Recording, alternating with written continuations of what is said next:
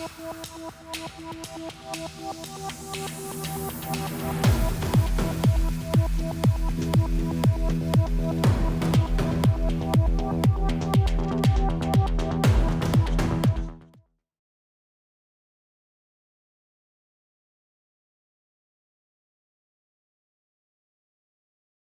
I have the pleasure to be today with Tom Martin.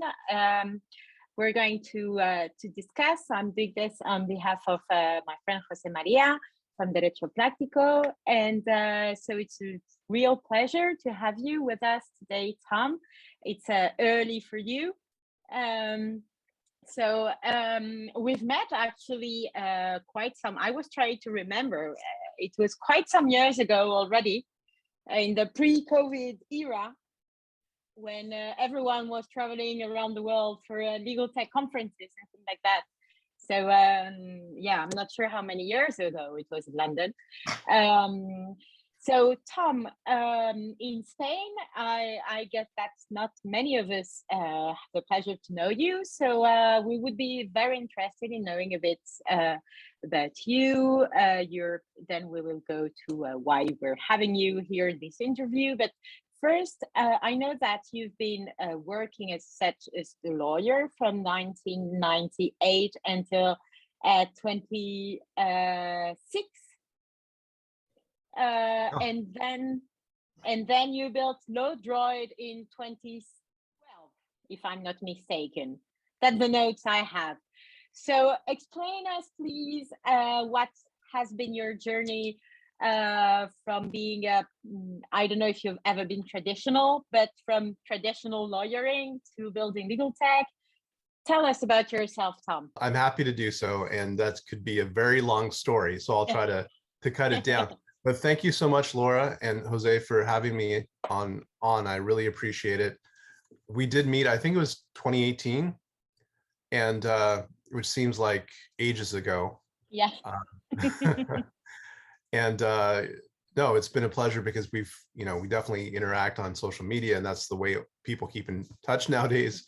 But getting to see you face to face, I really appreciate it.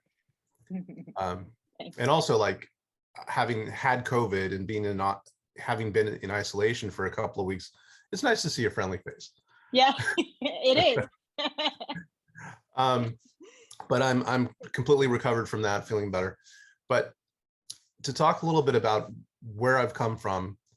So I grew up in Los Angeles. I eventually became a licensed California lawyer in 1998. You're right about that. I'm still a licensed and practicing lawyer, though. I have my practice. I live in Vancouver, Canada for the past 9 years, but I practice California law remotely. And so I have a staff of about 10 people, and they help me to run the firm.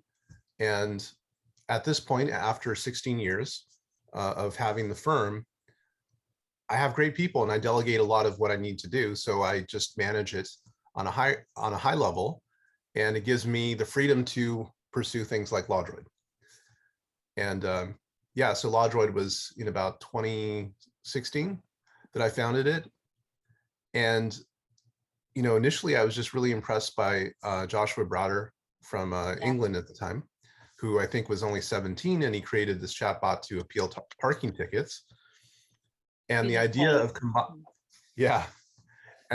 combining chatbots with legal services was something that just blew my mind at the time.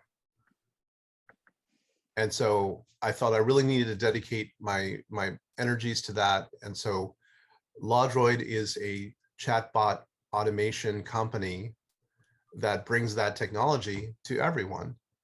And now we have a platform called Lawdroid Builder, which is no code, no programming skills necessary, and anyone from anywhere in the world can create a chatbot to automate conversations and tasks. Okay, excellent. And did you mostly focus on your clients first? I mean, in the first place, who did you build this Lawdroid for? To be honest, like, the very first thing I came up with was for fun. It was a challenge. I just thought, can I do this or can I not? And I created a chatbot that helped people in California that wanted to create a business to answer like 4 questions and then be able to incorporate their business in California.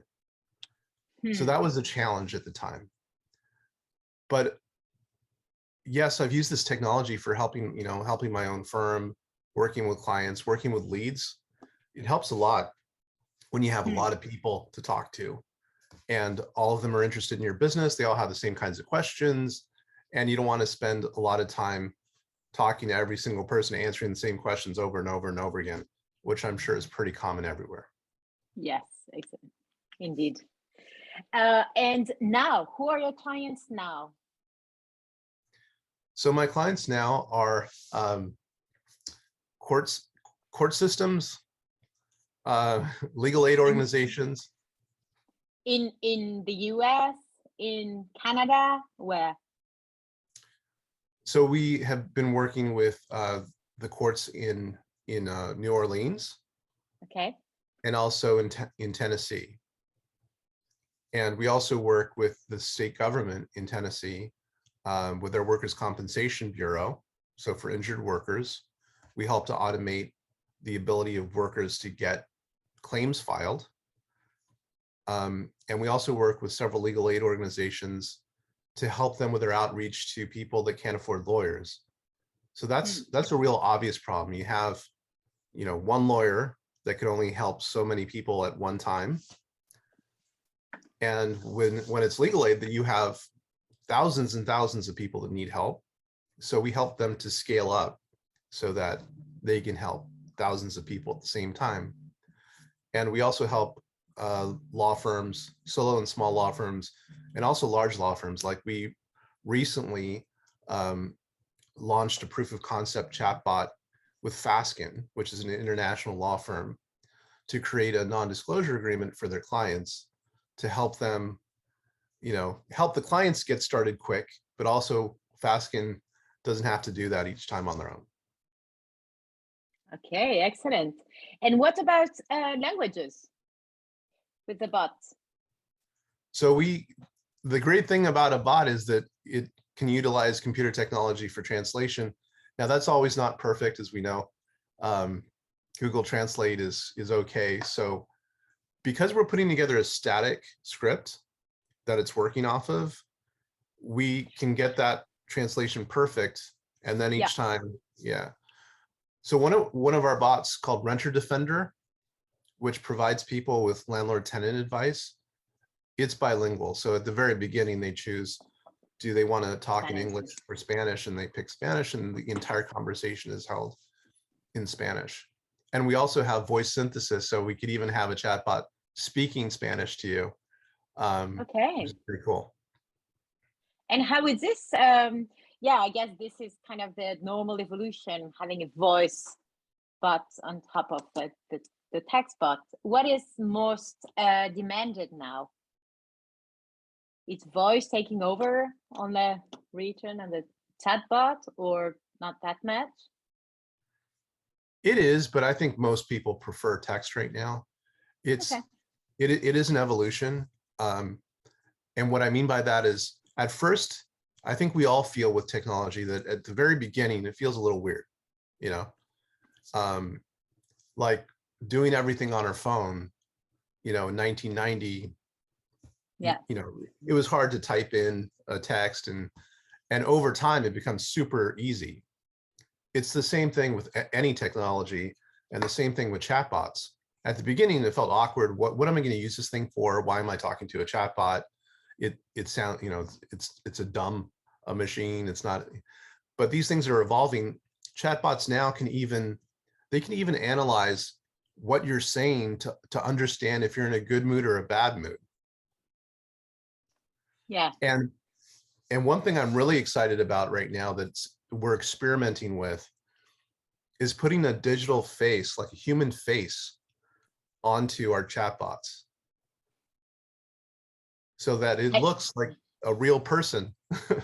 Yeah, that's like on your website, there is your face, actually. Yeah. I've seen that. And with these deep fake videos that you see, where they could take like Tom Cruise Yeah. and Yeah. you could use that to create like a chatbot of yourself, where you could have yourself talking to people with your face and the words that you put in your own mouth. But the difference is that now you can scale to speak to thousands of people at the same time, which would be impossible on your own. Yeah. Interesting. Let's see how it evolves. I understand that in the access to justice space, it's really, I mean, it's really crazy everything that you can have done with a bot and a chatbot. Did you have? I guess you had some reactions from lawyers saying that you were. I mean, I guess it's always clever to when you focus to the underserved people. Obviously, people are not going to argue with you and to tell you that you're stealing real lawyers' job. But did you have some issues with this, with some organizations, or complaining about you doing this, or no? I guess I've been lucky. You're right. From my experience, I would have expected that there'd be some kind of pushback from lawyers or lawyer associations. But I was lucky in that there was such a need, and because I was working with legal aid organizations, it kind of went under the radar. But the thing is that from that experience, we've learned a lot about helping people with their legal needs and how to do that in an automated way. And so the next phase for Lawdroid is to also offer those services to people privately, so that if they can't afford to pay, we can help them. So being a business to consumer platform where we can help people with their legal needs and provide them with flat fee legal services is something that we're moving into in the future. It'll cost a lot less than a lawyer, and they'll be able to get some really great services. Yeah, I understand it also makes a lot of sense internally for legal departments. I mean, typically legal departments of big companies will tell you we sometimes feel like bots because we're repeating so many times the same things to different people within our organization. So I guess that's also very interesting clients for you. Okay, Jose Maria told me to ask you a question, which I'm very happy to ask you, because obviously I'm also involved in this space. You're a co-founder of Vancouver Legal Hackers. So what's your opinion about legal hackers, and what's your view about the whole organization? I think Legal Hackers is wonderful. It's a great way to bring people together with common interests. I have to admit that we've been a bit dormant during COVID, because, as you know, like the in-person meetings that we had were like the lifeblood of getting in front of each other, talking about concepts, and just it was a lot of fun, and I really miss it. But for me, Legal Hackers was really the start of it. As a new immigrant to Canada, I didn't know a lot of people. I was, interested in making a home in the new country that I was in. And one way to meet people that had a lot of common interests was to found this Legal Hackers chapter, right? And so immediately I had co-founders. I had meetings with people that were also interested in legal technology. And so it was a great way of making a lot of friends quickly and getting to be comfortable in a new country. Excellent. Yeah. Legal Hackers has also proved to be an excellent way of making friends all over the world, I would add. Yeah, for sure. Yeah. I get this issue of being dormant during COVID and having to reinvent chapters afterwards is something that is quite similar in most of the chapters around the world. Yeah, because it's very local, so it doesn't make real sense to have everything online, and then how to still keep a local community. But anyway, You're also you're a member of the Innovation and Technology Committee of ARAG Legal. Yes. So, So tell me a bit about that, because here we have some similar companies, and they're dedicating quite some resources to innovation, to legal tech. So, what are you doing in this, and where are these companies? yeah, so ARAG Legal Insurance is an international legal insurance company. Yeah. And last time I was in Europe, I was in Berlin and saw their home office in Berlin. But they also have headquarters in North America, and in particular in the US, they have, I think, over 1 million people that pay monthly to have legal insurance. And so I've been working with them for many, many years as an attorney providing legal services to their insured members. But over time, that relationship has grown, and I've, we provide services to their members in Southern California, and I also provide technology services to them now.